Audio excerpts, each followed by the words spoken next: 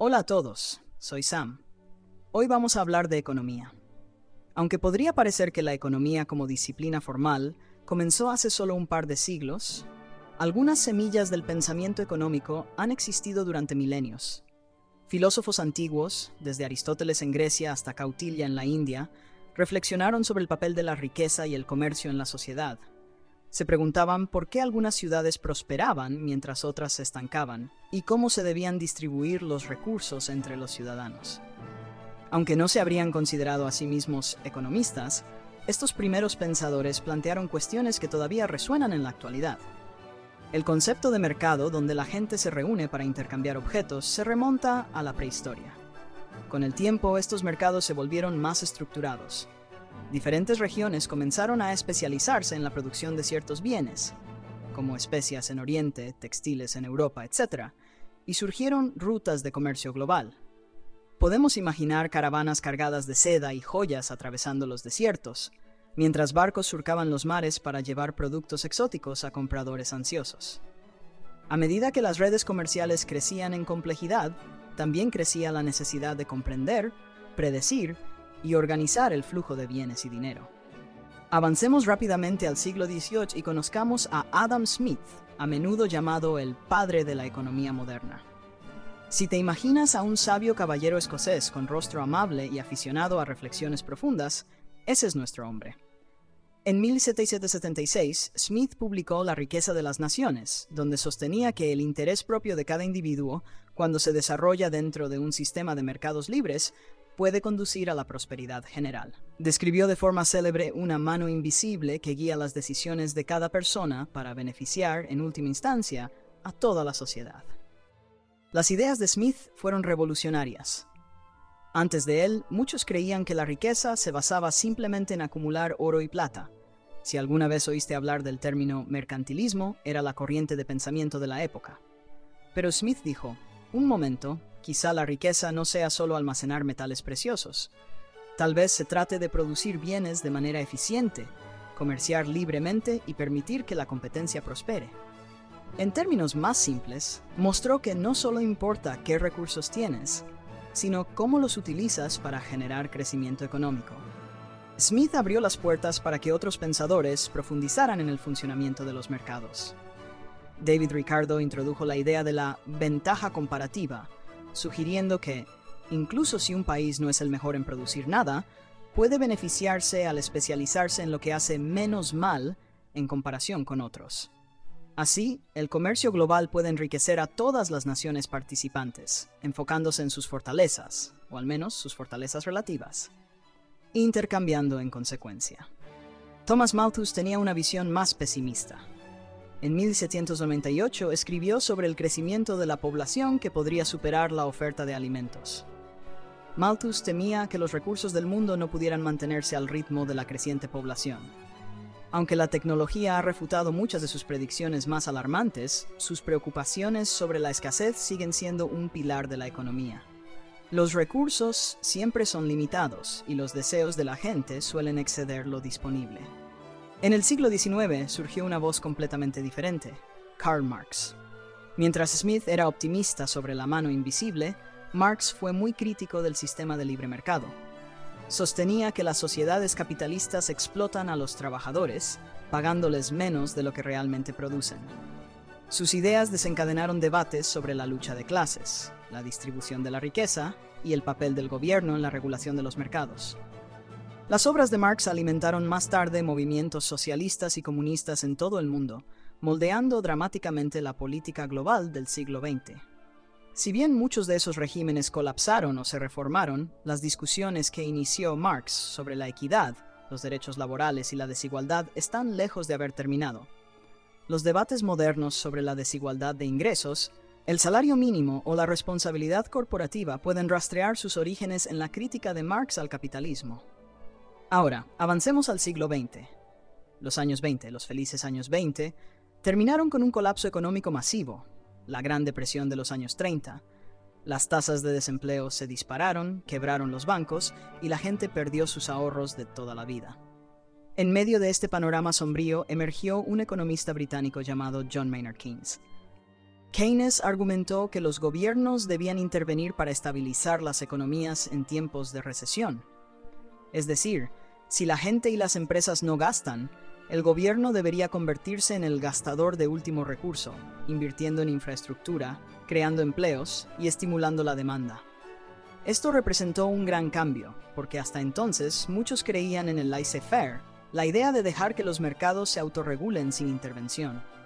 La propuesta de Keynes de que los gobiernos podían y debían gestionar los ciclos económicos transformó la política económica, especialmente en América y Europa tras la Segunda Guerra Mundial.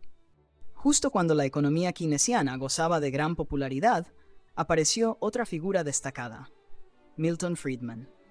Fue el principal defensor del monetarismo, que enfatiza el papel de los bancos centrales y el control de la oferta monetaria para regular la inflación y el crecimiento. Friedman cuestionó el alcance de la intervención gubernamental en la economía, argumentando que la interferencia excesiva podía frenar la competencia y generar ineficiencias. En la actualidad, siguen los debates entre quienes apoyan una mayor intervención gubernamental, a menudo llamados keynesianos, y los que abogan por menos intervención, habitualmente llamados monetaristas o neoclásicos. Aunque han surgido numerosas variantes y escuelas de pensamiento, desde nuevos keynesianos hasta partidarios de la economía del lado de la oferta, supply-siders, la pugna entre soluciones dirigidas por el gobierno y soluciones lideradas por el mercado continúa. Una de las ideas más simples y fundamentales en economía es la escasez. Piensa en tu propia vida.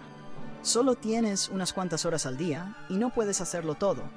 Si decides ver una película, renuncias al tiempo que podrías haber dedicado a estudiar, hacer ejercicio o salir con amigos.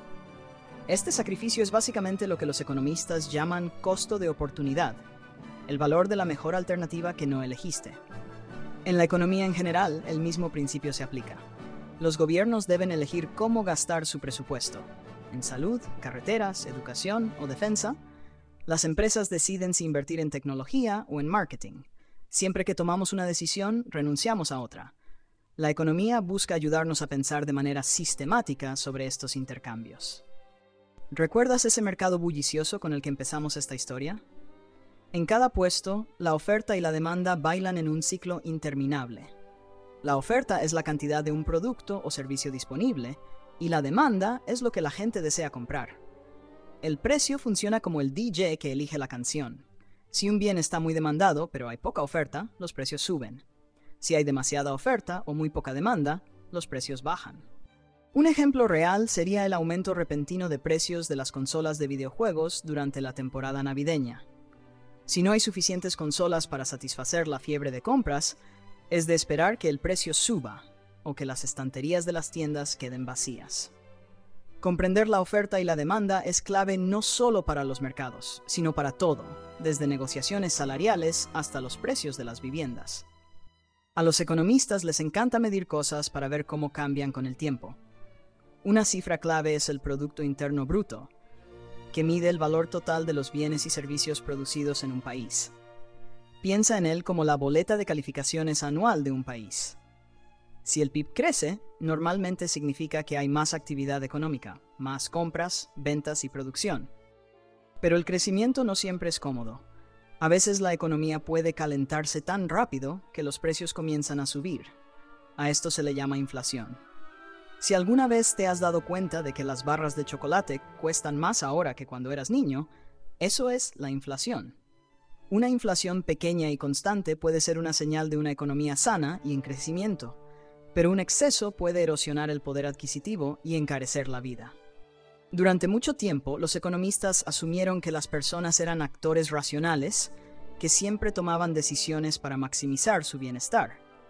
Pero en años recientes ha surgido un campo llamado economía del comportamiento que cuestiona esa idea.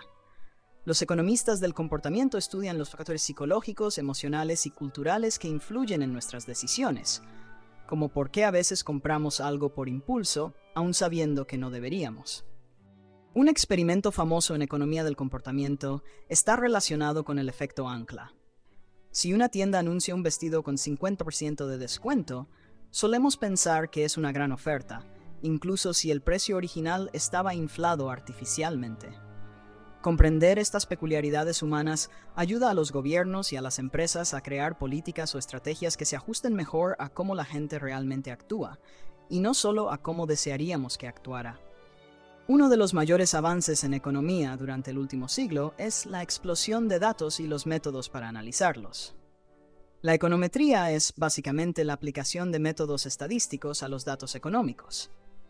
Puede sonar aburrido, pero es como darle a los economistas un telescopio gigante para ver patrones que antes no detectaban. Con la ayuda de las computadoras, los economistas pueden analizar enormes bases de datos, desde niveles de ingreso en distintas regiones hasta cómo los cambios en las matrículas universitarias afectan las tasas de inscripción. La econometría ha llevado a herramientas de pronóstico más precisas, evaluaciones de políticas más confiables y, con suerte, a menos errores al guiar nuestras economías. Sin embargo, sigue siendo una ciencia inexacta. La correlación no siempre implica causalidad, y la complejidad del mundo real no puede capturarse perfectamente con números. Otro tema candente es la desigualdad. ¿Cómo se distribuye la riqueza entre distintos grupos de personas? En muchos países, la brecha entre los más ricos y los más pobres se ha ampliado en las últimas décadas. Los economistas debaten por qué ocurre esto. ¿Se debe a los cambios tecnológicos que favorecen a los trabajadores con mayor formación? ¿A la globalización que externaliza empleos?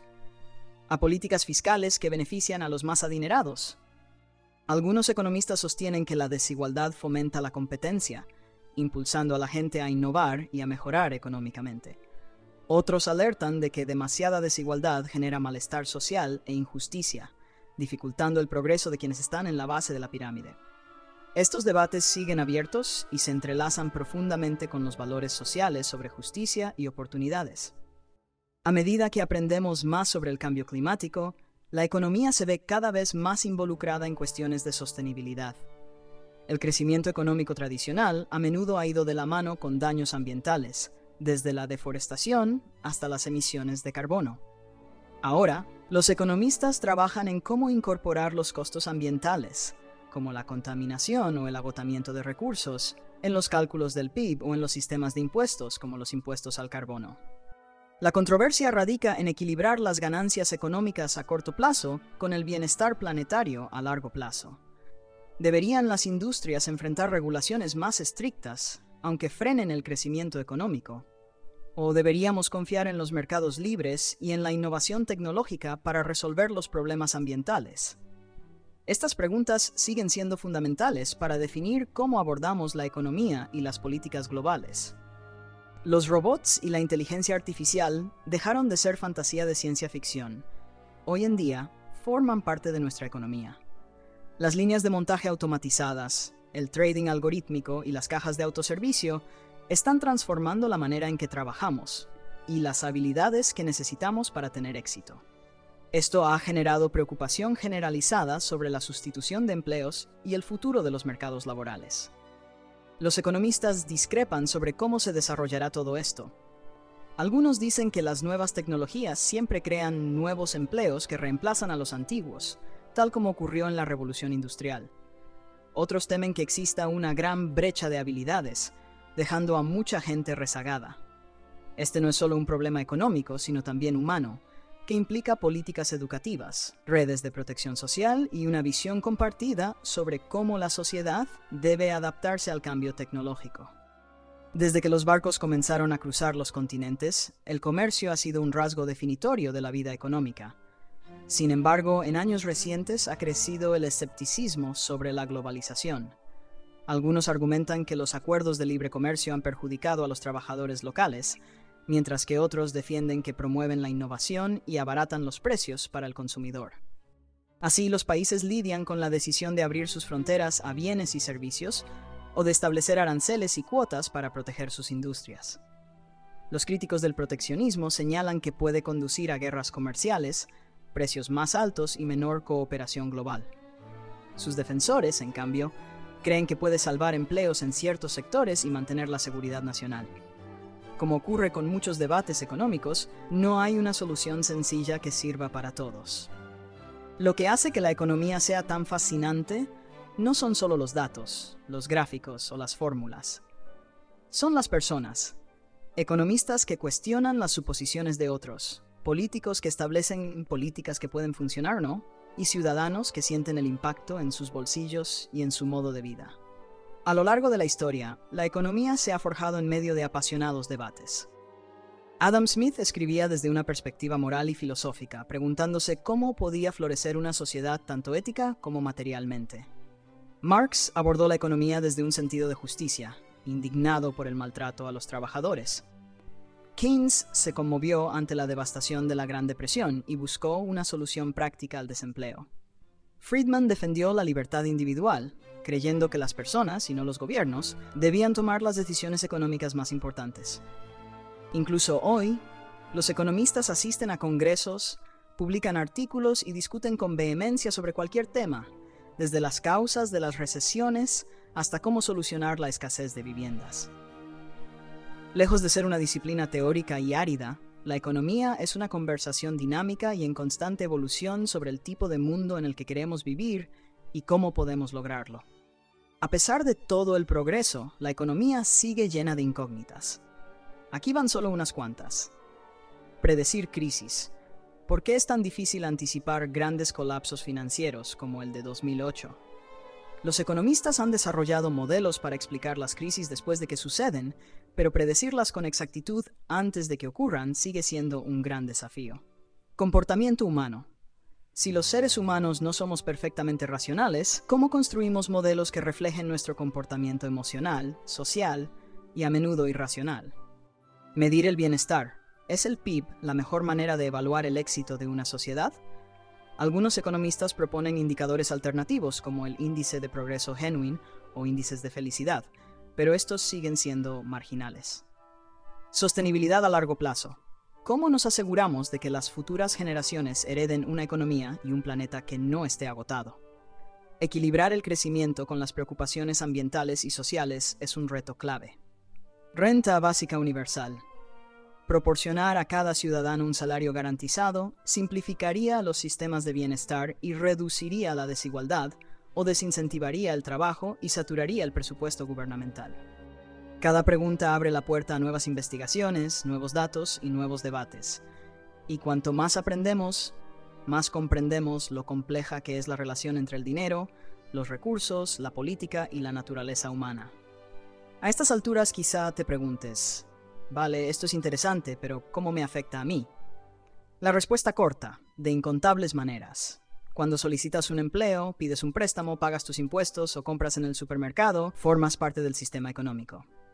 Entender, aunque sea un poco, cómo funciona ese sistema puede ayudarte a tomar decisiones más informadas sobre finanzas personales, votaciones e incluso tus opciones de carrera.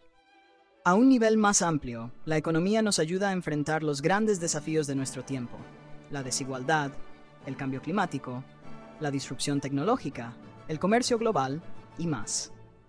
Tener conocimientos básicos de economía te capacita para participar en estas discusiones y para influir en las políticas que configuran nuestro futuro colectivo. Eso es todo por hoy. Nos vemos en el próximo episodio.